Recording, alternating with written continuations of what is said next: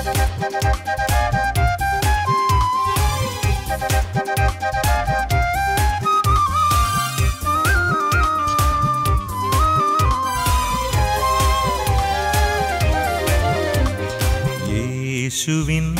വാഗ്ദാനമേ പാവനാത്മനേ, ജീവൻ നൽകുന്ന ചൈതന്യമേ പരിശുദ്ധാത്മാവേ.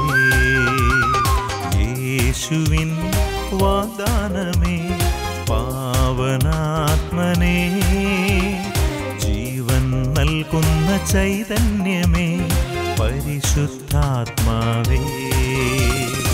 ആത്മാവേ എന്നിൽ നിറയണമേ, ആത്മാവേ എന്നിൽ നിറയണമേ, അഭിഷേകത്തിൻ നിറവായി മാറ്റണമേ, അഭിഷേകത്തിൻ നിറവായി മാറ്റണമേ.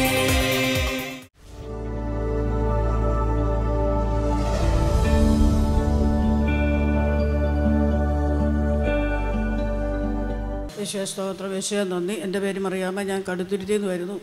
എൻ്റെ 2 ചെവിക്കും കേൾവി കുറയുമായിരുന്നു. ഇടത്തെ ചെവിക്ക് കൂടുതലായിട്ടും കേൾവി കുറഞ്ഞു. മൊബൈൽ ഫോണിലൊക്കെ സംസാരിക്കാൻ പറ്റിയില്ല, കേൾക്കുന്നില്ലായിരുന്നു. ഇപ്പം ഇവിടെ നിന്ന് സാക്ഷി പറഞ്ഞേക്കാമെന്ന് നേർന്ന് പ്രാർത്ഥിച്ചതിൻ്റെ ഫലമായി ചെവിക്ക് കേൾവി ശക്തി കിട്ടി. കൂടാതെ എൻ്റെ മകൻ ബിടെക്കിന് പഠിച്ചുകൊണ്ടിരുന്നപ്പോൾ ഞാൻ നേർന്ന് പ്രാർത്ഥിച്ചു, കർത്താവേ കൊച്ചു പരീക്ഷയിൽ ജയിക്കണം, അവനൊരു ജോലിയും കിട്ടണം എന്ന് നേർന്ന് പ്രാർത്ഥിച്ചതിൻ്റെ ഫലമായി ഞാൻ പരീക്ഷയിൽ ജയിച്ചു, അവനൊരു ജോലി കിട്ടി. മൂത്ത മകന് ബാങ്ക് ടെസ്റ്റ് ഒത്തിരി എഴുതി, ഒന്നും കിട്ടുന്നില്ലായിരുന്നു. അവസാനം ഞാൻ പറഞ്ഞു, ഇനി എന്തായാലും അതും തന്നെ നോക്കിയിരിക്കാതെ വേറെ എന്തെങ്കിലും ജോലിക്ക് ശ്രമിക്കാൻ പറഞ്ഞു. അവൻ വേറൊരു ജോലിക്ക് വേണ്ടി ശ്രമിച്ചു. ഇവിടെ വന്ന് സാക്ഷി പറഞ്ഞേക്കാമെന്ന് നേർന്ന് അതിൻ്റെ ഫലമായി അവന് വേറൊരു കമ്പനിയിൽ നല്ലൊരു ജോലി കിട്ടി. യേശുവേ സ്തോത്രം. യേശുവേ നന്ദി.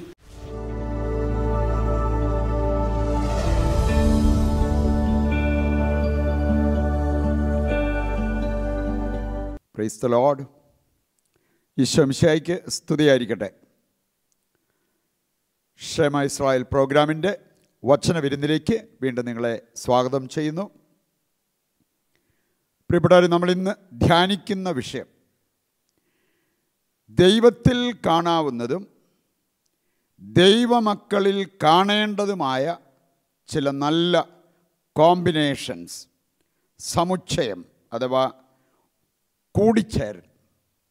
നമുക്കൊരു 6-7 പ്രധാനപ്പെട്ട കാര്യങ്ങൾ ഇതുമായി ബന്ധപ്പെട്ട് നമ്മൾ കാണുന്നത് നല്ലതാണ്. നമുക്കറിയാം, യോഹന്നാൻ ശ്ലീഹ 1 യോഹന്നാൻ 3-ാം അധ്യായം അതിൻ്റെ 1 മുതലുള്ള വചനങ്ങളിലൂടെ കടന്നു പോകുമ്പോൾ യോഹന്നാൻ ശ്ലീഹ നമ്മളെ ഓർമ്മിപ്പിക്കുന്ന ഒരു കാര്യമുണ്ട്. കണ്ടാലും എത്ര വലിയ സ്നേഹമാണ് ദൈവം നമ്മളോട് കാണിച്ചത്. നാം ദൈവമക്കളെന്ന് വിളിക്കപ്പെടുന്നു. നാം അങ്ങനെയാണ് താനും. നാം വിളിക്കപ്പെടുന്നത് ദൈവമക്കളെന്നാണ്. അത് ശരിയാണ്, നമ്മൾ ദൈവമക്കൾ തന്നെയാണെന്ന്. അതാണ് യോഹന്നാൻ ശ്ലീഹ അടിവരയിട്ട് നമ്മളെ പഠിപ്പിക്കുന്ന ഒരു കാര്യം. അങ്ങനെയെങ്കിൽ ദൈവത്തിൽ നാം കാണുന്ന ചില മനോഹരമായ കോമ്പിനേഷൻ ദൈവമക്കളായ നമ്മുടെ ജീവിതത്തിൽ കാണപ്പെടണം. ഇതുമായി ബന്ധപ്പെട്ട ഏതാനും ചില കാര്യങ്ങൾ നമ്മൾ വചന വെളിച്ചത്തിൽ ചിന്തിക്കാം.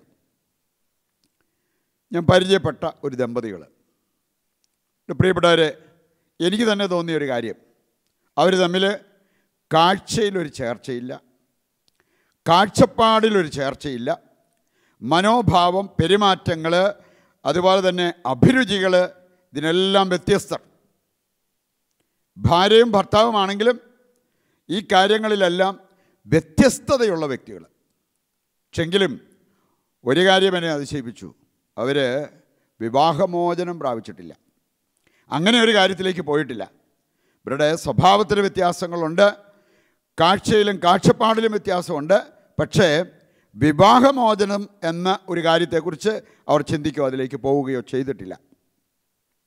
നമ്മൾ പലപ്പോഴും കേൾക്കാറുള്ളൊരു കാര്യമാണ്, ചില കളർ, അതിൻ്റെ കോമ്പിനേഷൻ കാര്യങ്ങൾ വരുമ്പോഴാണെങ്കിലും മാർജിങ് കളർ, കോൺട്രാസ്റ്റ്, അല്ലെങ്കിൽ അങ്ങനെയുള്ള ചില കാര്യങ്ങളെക്കുറിച്ച് നമ്മളൊക്കെ മനസ്സിലാക്കിയിട്ടുള്ള കാര്യമാണ്.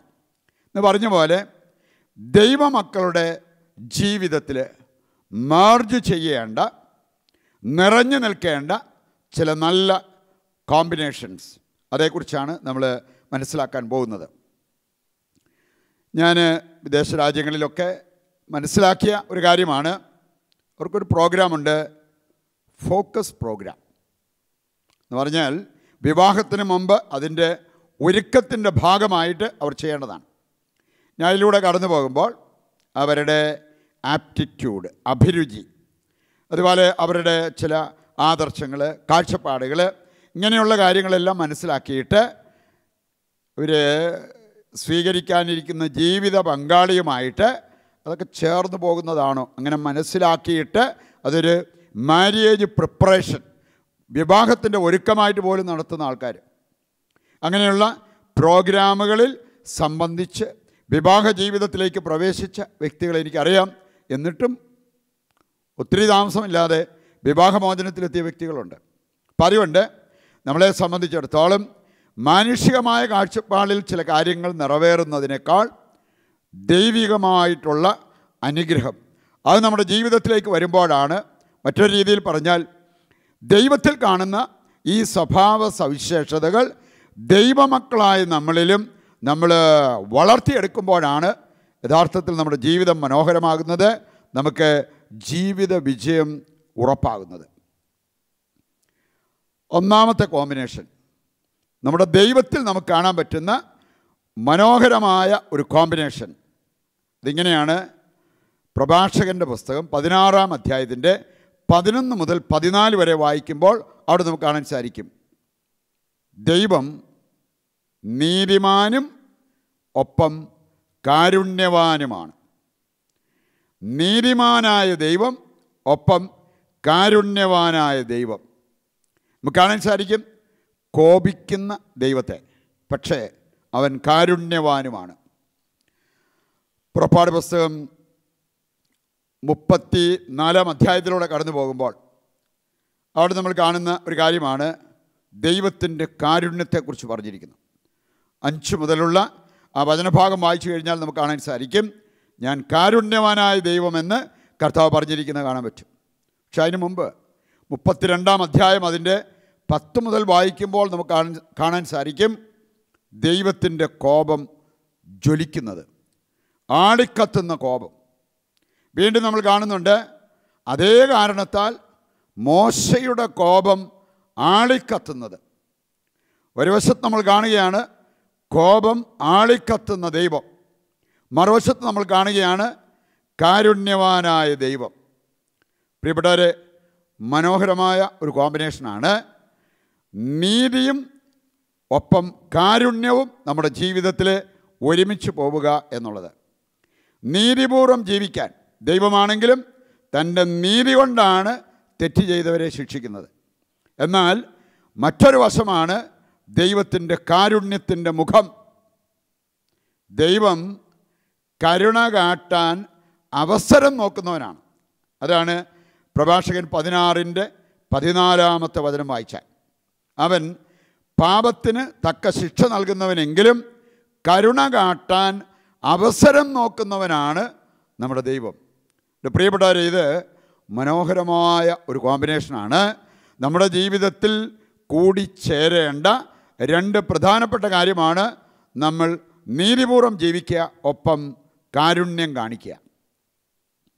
നീതിപൂർവം ജീവിക്കുക എന്ന് പറഞ്ഞാൽ മറ്റുള്ളവർക്ക് അർഹമായത് നമ്മൾ കൊടുക്കണം, നമുക്ക് അർഹമല്ലാത്തത് നമ്മൾ എടുക്കരുത്. അതാണ് നീതി ആവശ്യപ്പെടുന്ന കാര്യം. എന്നാൽ നമ്മൾ കാണുന്നുണ്ട് കാരുണ്യം എന്ന് പറയുമ്പോൾ അത് അതിനേക്കാൾ വലുതാണ്. അർഹിക്കാത്തതും നൽകുന്നതാണ് കാരുണ്യം. കാണുന്നുണ്ട് തൻ്റെ തോട്ടത്തിലേക്ക് പണിക്കാരെ അയച്ച യജമാനനെക്കുറിച്ച്. അവിടെ ജോലി ചെയ്തവരോട് അവൻ ഒരനീതിയും കാണിച്ചില്ല. എന്നാൽ 1 മണിക്കൂർ മാത്രം ജോലി ചെയ്യാൻ കഴിഞ്ഞ വ്യക്തികൾക്ക് അവർക്കും അതേ എന്ന് പറഞ്ഞാൽ 1 ദനാറ കൊടുത്തു. അതായത് മറ്റുള്ളവരോട് അനീതി കാണിക്കാതെ തൻ്റെ സമ്പത്ത് കൊണ്ട് പാവങ്ങളോട് കരുണ കാണിച്ച ഒരു യജമാനെയാണ് അവിടെ നമ്മൾ കാണുക. ഇപ്രകാരം നമ്മുടെയും ജീവിതത്തിലേക്ക് ഈ മനോഹരമായ ആ ഒരു കൂടിച്ചേരൽ, നീതിയുടെയും കരുണയുടെയും സമുച്ചയം, അത് നമുക്കും ഏറ്റെടുക്കാവുന്നതാണ്. രണ്ടാമത്തെ കോമ്പിനേഷൻ, നമ്മുടെയൊക്കെ ജീവിതത്തിൽ ദൈവം ആഗ്രഹിക്കുന്ന ഒരു കാര്യമാണ്. നമ്മൾ ഉന്മത്തരായിരിക്കണം, ഒപ്പം സമചിത്തരുമായിരിക്കണം. മനോഹരമായ ഒരു കോമ്പിനേഷനാണ്. ഉന്മത്തത എന്നാൽ സമചിത്തത. നമ്മൾ കാണുന്നുണ്ട് 2 കൊറിന്തോസ് 5-ാം അധ്യായം അതിൻ്റെ 13-ാമത്തെ വചനം എടുക്കുമ്പോൾ ഈ കോമ്പിനേഷനാണ് അവിടെ പറഞ്ഞിരിക്കുന്നത്. പൗലോസ്ലീഹായും പൗലോസ്ലീഹായുടെ ഒപ്പമുണ്ടായിരുന്ന വ്യക്തികളിലുമൊക്കെ നമ്മൾ കാണുന്നൊരു കാര്യം പൗലോസ്ലീഹ പറയുന്നുണ്ട്, കർത്താവിനെ പ്രതി ഞങ്ങൾ ഉന്മത്തരാണ്. ഉന്മത്തര്, ഒരാത്മീയ ഉന്മത്തത നമുക്കും ഉണ്ടാകണം. അതുണ്ടെങ്കിൽ ഇവിടെ പ്രാർത്ഥനയിൽ അത് പ്രകടമാകും, നമ്മുടെ ബന്ധങ്ങളിൽ അത് പ്രകടമാകും, അതുപോലെ തന്നെ നമ്മുടെ ശുശ്രൂഷയിൽ അത് പ്രകടമാകും. അതുകൊണ്ടാണ് റോമാലേഖനം 12-ാം അധ്യായം 11-ാമത്തെ വചനത്തിൽ പൗലോസ്ലീഹ പറയുന്നുണ്ട്, തീഷ്ണതയിൽ മാന്യം വരരുത്, ആത്മാവിൽ ജ്വലിക്കുന്ന കർത്താവിനെ പ്രതി ഉന്മത്തതയുള്ള വ്യക്തികളെപ്പോലെ നിങ്ങൾ ശുശ്രൂഷ ചെയ്യണമെന്ന്. പൗലോസിൻ്റെ ജീവിതത്തിലേക്ക് നോക്കിയാൽ ഇത് നമുക്ക് കാണാൻ സാധിക്കും. ഉന്മത്തത എന്നാൽ സമചിത്തത. പൗലോസിനെ ഭ്രാന്തനെന്ന് വിളിച്ച സംഭവങ്ങൾ പോലും ബൈബിളിൽ നമ്മൾ കാണുന്നുണ്ട്. ഫെസ്തൂസ് അവനെ ഭ്രാന്തനെന്ന് വിളിച്ചു, എന്നിട്ടും അവൻ്റെ സമചിത്തത നഷ്ടപ്പെട്ടില്ല. നമ്മളാണെങ്കിലും ബാലൻസ് നഷ്ടപ്പെടാതിരിക്കാൻ നമ്മൾ പ്രത്യേകം ശ്രദ്ധിക്കണം. പ്രാർത്ഥനയിലാണെങ്കിലും വിശ്വാസത്തിൻ്റെ കാര്യത്തിലാണെങ്കിലും അങ്ങനെ സ്നേഹത്തിൻ്റെ കാര്യത്തിലാണെങ്കിലും ബാലൻസ് നഷ്ടപ്പെടാതെ, അതിര് വിടാതെ ആ സമചിത്തത പാലിക്കാൻ നമുക്ക് ഓരോരുത്തർക്കും സാധിക്കണം. മൂന്നാമതായിട്ട് നമ്മൾ കാണുന്ന വളരെ നല്ല ഒരു കോമ്പിനേഷനാണ്, നല്ല കഴിവുണ്ടായിരിക്കുകയും ഒപ്പം എളിമയുള്ളവരായിരിക്കുകയും ചെയ്യുക. കഴിവുണ്ടായിരിക്കുകയും എന്നാൽ എളിമയുള്ളവരായിരിക്കുകയും ചെയ്യുക. ഇതുണ്ടായിരുന്ന നിരവധി വ്യക്തികളെ ബൈബിളിൽ നമുക്ക് കാണാൻ പറ്റും. നല്ല കഴിവുണ്ടായിരുന്നവർ, ഒത്തിരിയേറെ കാര്യങ്ങൾ ചെയ്തവർ, ജീവിതത്തിൽ വലിയ വിജയങ്ങളുണ്ടായവർ, എന്നാൽ അഹങ്കരിക്കാതെ എളിമയിൽ തുടരാൻ സാധിച്ചവർ.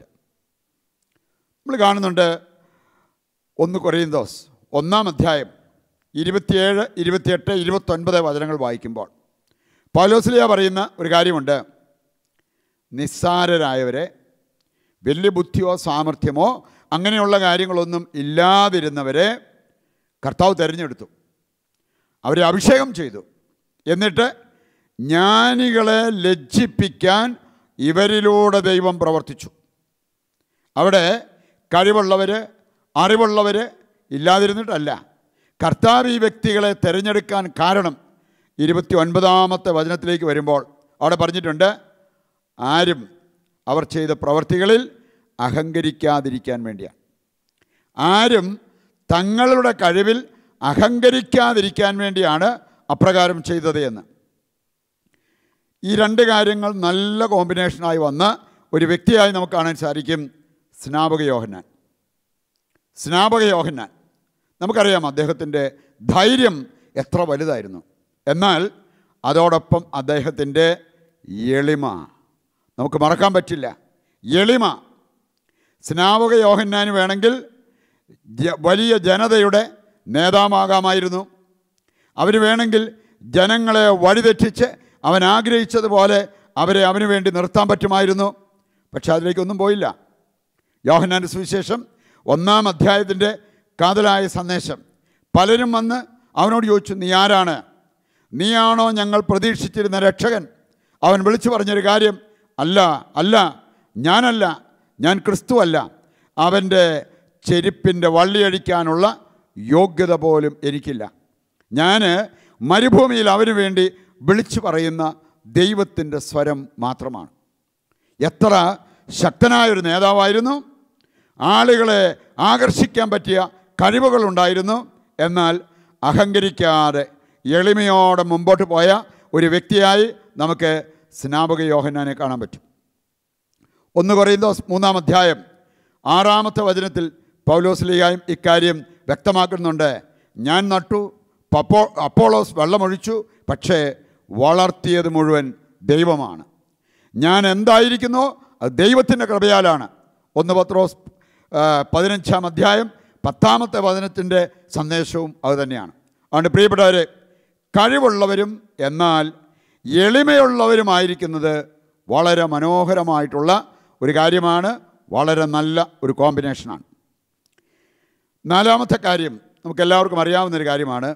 ദൈവത്തോട് ചേർന്ന് നിൽക്കണം, എന്നാൽ സാത്താനെ ചെറുത്തു തോൽപ്പിക്കണം. ദൈവത്തോട് ചേർന്ന് നിൽക്കുകയും വേണം, സാത്താനെ ചെറുത്ത് തോൽപ്പിക്കുകയും വേണം. ഏതാനും വചനങ്ങൾ ഒന്ന് പരിചയപ്പെട്ടിരുന്നാൽ നല്ലതാണ്.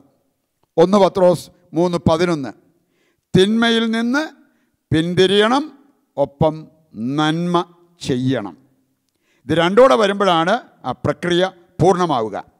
1 തെസ്സലോനിക്ക 5:20-21 വായിച്ചു കഴിഞ്ഞാൽ തിന്മയിൽ നിന്ന് അകന്നു നിൽക്കണം, നന്മയെ മുറുകെ പിടിക്കണം. റോമാലേഖനം 13:12 വായിച്ചാൽ നമ്മൾ കാണുന്നുണ്ട്, അന്ധകാരത്തിൻ്റെ പ്രവർത്തികൾ പരിത്യജിക്കണം, പ്രകാശത്തിൻ്റെ ആയുധങ്ങൾ ധരിക്കണം. യാക്കോസ്ലീഹ 4-ാം അധ്യായം 7 മുതലുള്ള സന്ദേശങ്ങളുടെ കാതലായ സന്ദേശം ഇതാണ്. വചനങ്ങളുടെ സന്ദേശം, നിങ്ങൾ ദൈവത്തോട് ചേർന്ന് നിൽക്കണം, ഒപ്പം സാത്താനെ ചെറുത്തു തോൽപ്പിക്കണം. 5-ാമത്തെ കാര്യമാണ്, മനോഹരമായൊരു കോമ്പിനേഷനാണ്, ദൈവത്തിൻ്റെയും മനുഷ്യരുടെയും പ്രീതിയിൽ വളരുന്നത്. ചിലർ ഒത്തിരി പ്രാർത്ഥനയും അങ്ങനെയുള്ള കാര്യങ്ങളൊക്കെ ഉണ്ടായിരിക്കാം, പക്ഷേ ആളുകളുടെ മുമ്പിൽ ഒരു സ്വീകാര്യതയില്ലാത്തവർ. ദൈവത്തിൻ്റെയും മനുഷ്യരുടെയും പ്രീതിയിൽ വളർന്നു വരുന്നത് വളരെ നല്ലൊരു കാര്യമാണ്. ലൂക്ക 2-ാം അധ്യായത്തിൻ്റെ 52-ാമത്തെ വചനം പറയുന്ന അതാണ്. യേശുവിൻ്റെ വളർച്ച പ്രായത്തിലും ജ്ഞാനത്തിലും ദൈവത്തിൻ്റെയും മനുഷ്യരുടെയും പ്രീതിയിലും വളർന്നു വന്നു. അപ്പസ്തോല പ്രവർത്തനം 6-ാം അധ്യായത്തിൽ 7 ഡീക്കന്മാരെ തിരഞ്ഞെടുക്കാൻ പറഞ്ഞപ്പോൾ, ഒന്ന് പരിശുദ്ധാത്മ നിറവുള്ളവരും സുസമ്മതർ, മനുഷ്യരുടെ മുമ്പിൽ അംഗീകാരമുള്ള വ്യക്തികളുമായിരിക്കണം. ഈ ഒരു കോമ്പിനേഷൻ നമ്മുടെ ജീവിതത്തിലും വരുവാൻ നമുക്ക് ആഗ്രഹിച്ച് പ്രാർത്ഥിക്കാം. 6-ാമത്തെ കാര്യം, ദൈവാനുഗ്രഹവും ഒപ്പം മനുഷ്യ പ്രയത്നവും ഒരുമിച്ച് പോകണം. പ്രിയപ്പെട്ടവരെ, പുറപ്പാട് പുസ്തകം 17-ാം അധ്യായത്തിൻ്റെ 8 മുതൽ വായിച്ചാൽ അമലേക്യർക്കെതിരുള്ള യുദ്ധത്തിൽ ഇസ്രായേൽക്കാർ ചെയ്തത്, ഒരു കൂട്ടം ആളുകൾ പ്രാർത്ഥിച്ചു, മറ്റൊരു കൂട്ടം ആളുകൾ യുദ്ധം ചെയ്തു.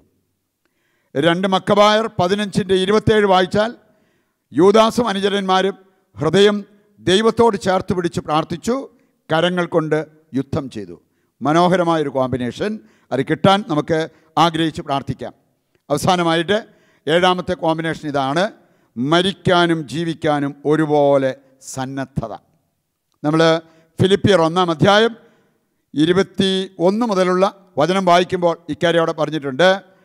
കൂടുതൽ കാലം ജീവിച്ചിരിക്കാൻ കർത്താവ് അനുവദിച്ചാൽ കർത്താവിന് വേണ്ടി ജീവിക്കും. ഒരു നാഴിക മുമ്പ് മരിച്ചാൽ അത്രയും സന്തോഷം. ഞാൻ ഭാഗ്യപ്പെട്ട മരണമായിട്ട് അതിനെ കാണും. ജീവിക്കാനും മരിക്കാനും ഒരുപോലെ സന്നദ്ധത പ്രകടിപ്പിച്ച ഒരു വ്യക്തിയാണ് പൗലോസ്ലീഹ.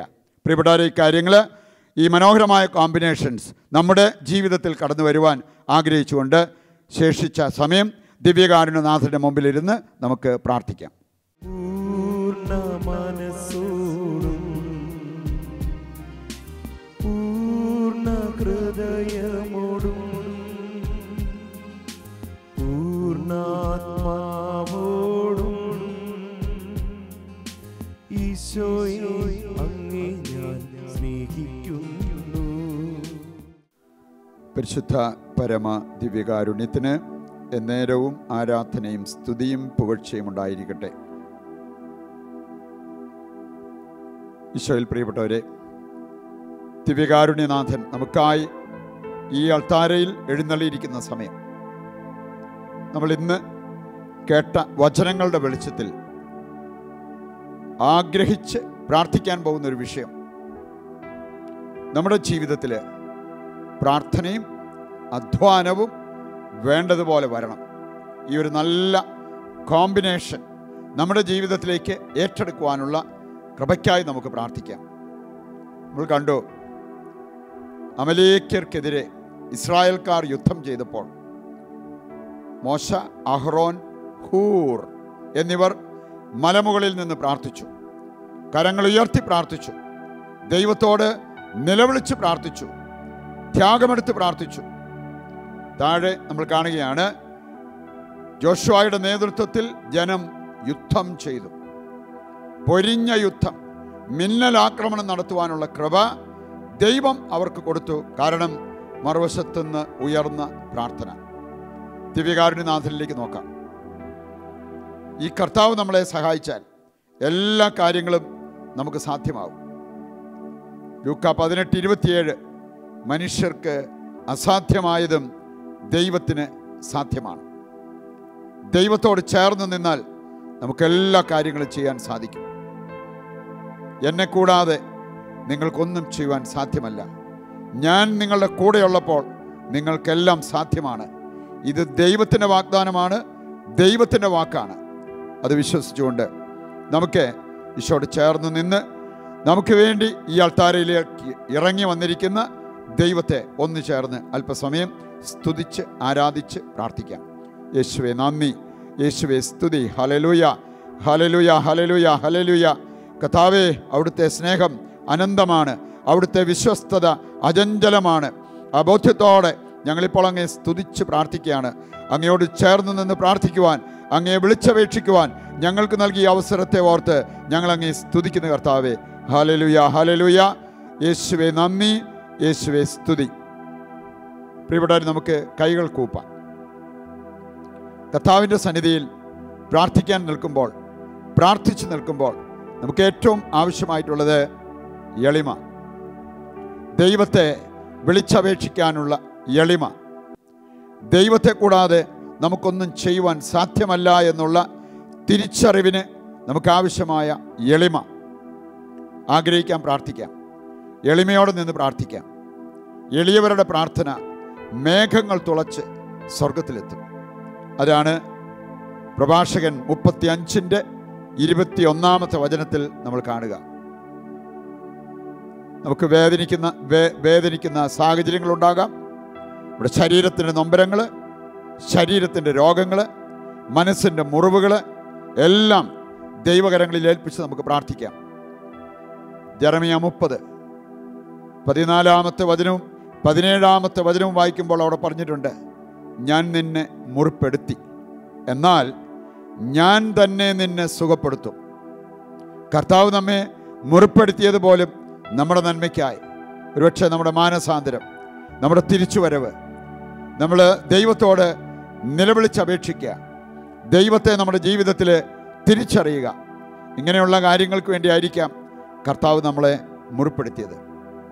ആ കർത്താവ് പറയാണ്, ഞാൻ നിന്നെ സുഖപ്പെടുത്തും. വേണ്ടതുപോലെ പ്രാർത്ഥിക്കാതിരുന്നതാണ് നമ്മുടെയൊക്കെ ജീവിതത്തിൽ ഒരുപാട് മുറിവുകൾ ഉണ്ടാക്കിയത്. വേണ്ടതുപോലെ അധ്വാനിക്കാതിരുന്നതാണ് നമ്മുടെയൊക്കെ ജീവിതത്തിൽ ഒരുപാട് മുറിവുകൾ സമ്മാനിച്ചത്. നമ്മൾ അധ്വാനശീലരാവുകയും നമ്മുടെ അധ്വാനം ദൈവാനുഗ്രഹത്തിൽ ചാലിക്കപ്പെടുകയും ചെയ്യുമ്പോൾ ഉറപ്പായും നമ്മുടെ ജീവിതത്തിൽ വിജയമുണ്ടാകും.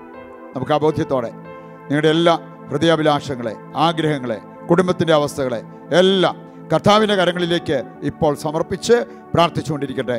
കർത്താവേ, കാരുണ്യവനായ ദൈവമേ, ഈ സമൂഹത്തിന് വേണ്ടി പ്രാർത്ഥിക്കുന്നു.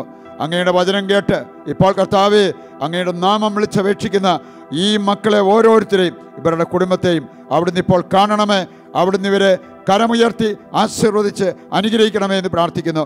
ഇവർക്ക് വേണ്ട സൗഖ്യം നൽകണമേ, ഇവർക്ക് വേണ്ട വിശുദ്ധീകരണം നൽകണമേ, ഇവർക്ക് ആവശ്യമായ അഭിഷേകം നൽകണമേ. കർത്താവേ, അങ്ങയുടെ വലിയ നാമം ഞങ്ങൾ വിളിച്ച് പ്രാർത്ഥിക്കുകയാണ്.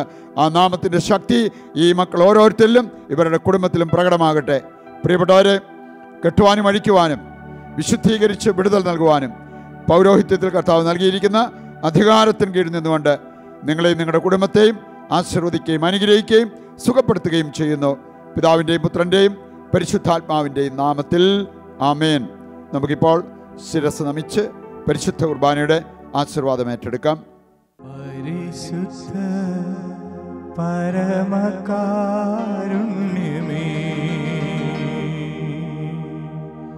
ഉള്ളിൽ